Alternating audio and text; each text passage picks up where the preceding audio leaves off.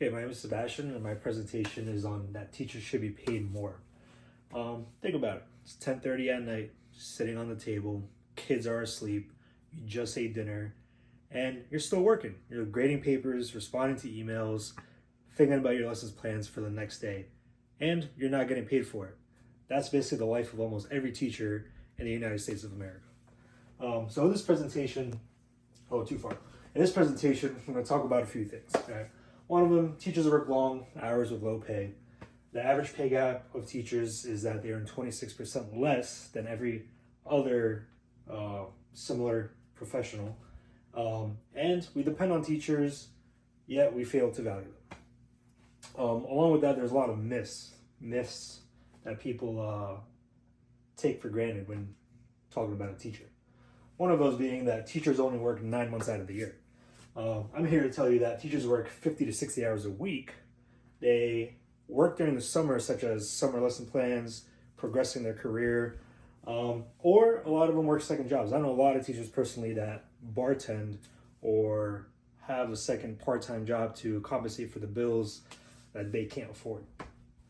Another myth is that they knew what they signed up for, meaning that they expected the lower pay because teachers don't get paid a lot, but they didn't expect the financial struggle, meaning that they knew they were going to pay less, but not so much less that they couldn't afford their bills.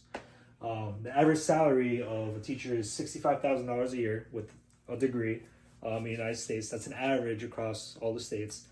Most of them are actually $45,000, but the median is $65,000. And even with that, with those advanced degrees, like some have a master's degree and are getting paid only $65K a year. Every other profession, you get a master's degree, you're getting paid six figures easily.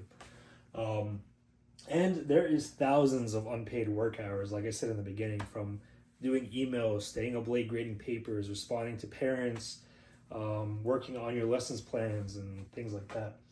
Another myth is that higher pay doesn't affect education. A lot of people say that you're going to pay a teacher more money, it's not going to make my son smarter or it's not going to make the school better. That is a complete lie. Higher pay has been studied and actually equals out to better outcomes in students with their grades, with attendance, with how they act professionally as they grow older.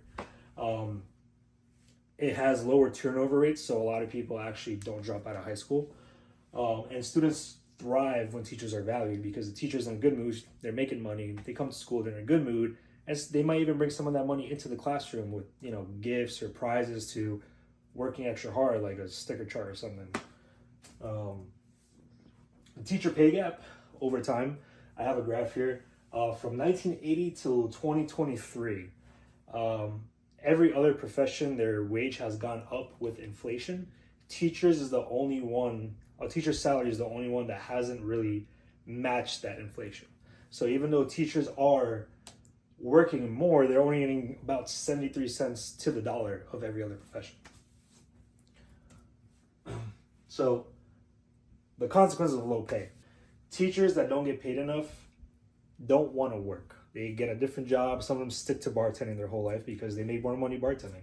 So this equals out to actually less teacher jobs that are being filled in the United States, along with unqualified substitutes that take over those classrooms. So your child might be in a calculus class or a math class or whatever it is nowadays.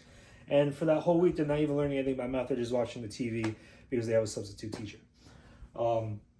It also equals to a higher burnout. So lower student success, meaning that students don't learn as well since they have a substitute teacher or the teacher is absent or they just don't have anybody to teach that subject properly.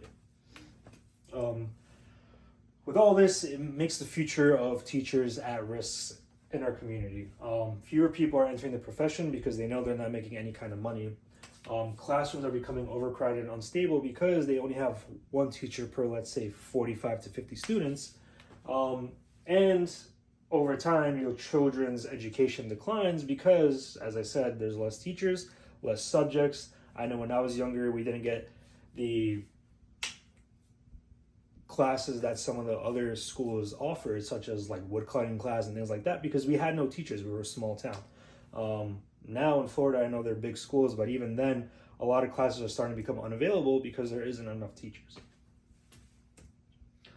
There is a call to action. So you can help the crisis, so to say, by supporting your community and going to vote on certain things by giving teachers a higher salary. You can sign petitions or even contact school boards to find a way to create a petition to make your teachers get paid more. At the end of the day, teachers deserve respect and a livable pay. They're just like everybody else, and they're actually teaching the future of our children, of this generation coming up, and something that we need to start trying to fix, so to say. But thank you.